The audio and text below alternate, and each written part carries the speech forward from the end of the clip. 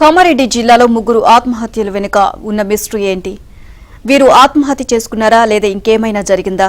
ప్రేమ వ్యవహారమే ఈ ఘటనకు అసలు కారణమా? పోలీసుల దర్యాప్తులో తేలిందేంటి?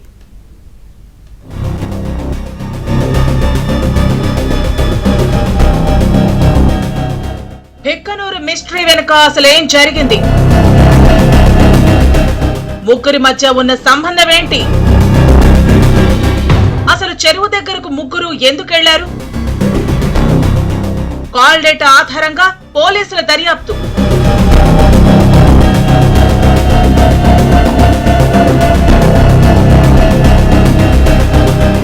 కామారెడ్డి జిల్లాలో ఆత్మహత్యల ఘటన ఇంకా మిస్టరీగానే ఉంది. చెరువులో భిక్కనూరు ఎస్ఐ, కానిస్టేబుల్ శృతితో పాటు కంప్యూటర్ ఆపరేటర్ గా పనిచేస్తున్న నిఖిల్ మృతదేహాలు దొరకటం సంచలనంగా మారింది.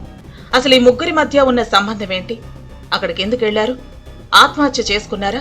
ఇంకేదేమైనా కారణం ఉందా అన్న కోణంలో పోలీసులు దర్యాప్తు చేస్తున్నారు. కుటుంబ సభ్యులు, సహచరుల దగ్గర ఎలాంటి సమాచారం లేకపోవడంతో అనుమానాలకు తావిస్తోంది. కామారెడ్డి బస్టాండ్ దగ్గర శృతి, నిఖిల్ ను కారులో ఎక్కించుకుని ఎస్ఐ నేరుగా అడ్లూరు ఎల్లారెడ్డి చెరువు వద్దకు వెళ్లినట్లు భావిస్తున్నారు. చెరువు కట్టపైకి కారు వెళ్లే అవకాశం ఉన్నప్పటికీ జాతీయ రహదారి పక్కనే నిలిపివేశారు. కారు పక్కనే శృతి చెప్పులు దొరికాయి. ఆమె హ్యాండ్ బ్యాగ్ కూడా కారులోనే ఉంది. కారు డోర్ తెరిచే ఉంది. దీన్ని బట్టి చూస్తే శృతి కారులోంచి వేగంగా దిగి చెరువు వైపు పరిగెత్తినట్లు భావిస్తున్నారు. అంతకుముందు కారులో ఏదైనా గొడవ జరిగి ఉండొచ్చని అనుమానిస్తున్నారు.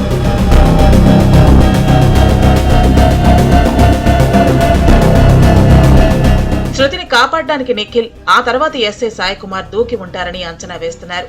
చెరువు అడుగు భాగంలో ఉండే నాచు, పిచ్చి మొక్కలు చుట్టుకుని ఉండటంతో అందులోనే ఇరుక్కుపోయి ప్రాణాలు కోల్పోయి ఉంటారని ప్రాథమికంగా చెబుతున్నారు. ఇది కాకుండా శృతి, నిఖిల్ కలిసి ఆత్మహత్య చేసుకోవడానికి ముందుగా చెరువులో దూకి ఉంటారని, వారిని కాపాడేందుకు ఎస్ఐ దూకి ఉంటారని మరో వాదన వినిపిస్తోంది. 2014 బ్యాచ్ కు చెందిన శృతికి గతంలోనే పెళ్లైంది. ఆ తర్వాత విడాకులు తీసుకుంది. గత 3 ఏళ్లుగా బీబీపేట పోలీస్ స్టేషన్ లో పనిచేస్తోంది. అదే సమయంలో ఎస్ఐ సాయి కుమార్ తో చనువు ఏర్పడింది. అయితే సాయి కుమార్ కు బిక్కనూరు బదిలీ అయ్యాక వీరి మధ్య దూరం పెరిగింది. ఈ లోపు బీబీపేటకు చెందిన నిఖిల్ తో శృతి దగ్గరైంది. పోలీస్ స్టేషన్ లో కంప్యూటర్లు రిపేర్ చేసే నిఖిల్ కు శృతికి మధ్య పరిచయం ఏర్పడి దగ్గరయ్యారని పోలీస్ వర్గాల్లో చర్చ జరుగుతోంది. ఇటీవల వీరిద్దరూ పెళ్లి చేసుకోవాలని నిర్ణయించుకున్నారట. ఈ విషయం ఎస్ఐ సాయి కుమార్ కు తెలియటంతో కొద్ది రోజులుగా ముగ్గురి మధ్య గొడవలు జరుగుతున్నాయని తెలుస్తోంది. సాయి కుమార్ చాలా ధైర్యంతో ఉంటాడని ఆయన కుటుంబ సభ్యులు చెబుతున్నారు. ఆత్మహత్యకు పాల్పడేంత పిరికివాడు కాదని అంటున్నారు. ఆయనకు ఫోన్ రావడం, ఇమీడియట్లీ పోవడం, రెస్క్యూ చేసే క్రమంలోనే ఆయన మునిగి చనిపోవడం జరిగింది. ఈత పర్ఫెక్ట్ రాదు అసలు. అయినప్పటికీ కూడా ఆయన ముంచుకొద్దామని ఒక ప్లాన్లో దిగినట్టున్నాడు. మినిమం ఆయన జేబులో ఉన్న సెల్ ఫోన్లో కూడా ఆయన తీయలేదు.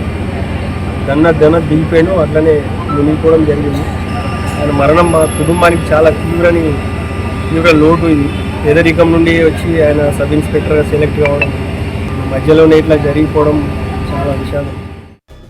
ఇటు శృతి కుటుంబ సభ్యులు అదే ఆరోపిస్తున్నారు. శృతిని హత్య చేసి ఉంటారని విమర్శిస్తున్నారు. ఇక మిస్టరీ మరణాలపై విచారణకు ప్రత్యేక బృందాన్ని ఏర్పాటు చేశారు. కాల్ డేటా, వాట్సాప్ చాటింగ్ ఆధారంగా విచారణ చేపట్టారు. చివరిసారిగా ఎవరు, ఎవరికి ఫోన్ చేశారు, ఏ సమయంలో ఎక్కడున్నారు అన్న కోణాల్లో దర్యాప్తు చేస్తున్నారు. సీసీ కెమెరాలను పోలీసులు స్వాధీనం చేసుకున్నారు. ఎస్ఐ సాయి కుమార్ కుటుంబ సభ్యులను విచారించేందుకు బృందం వారి స్వగ్రామానికి వెళ్లనుంది. అలాగే శృతి, నిఖిల్ కుటుంబ సభ్యులతో వివరాలు సేకరించనున్నారు. ఈ కేసులో పోస్టుమార్టం నివేదికలు కీలకం కానున్నాయి.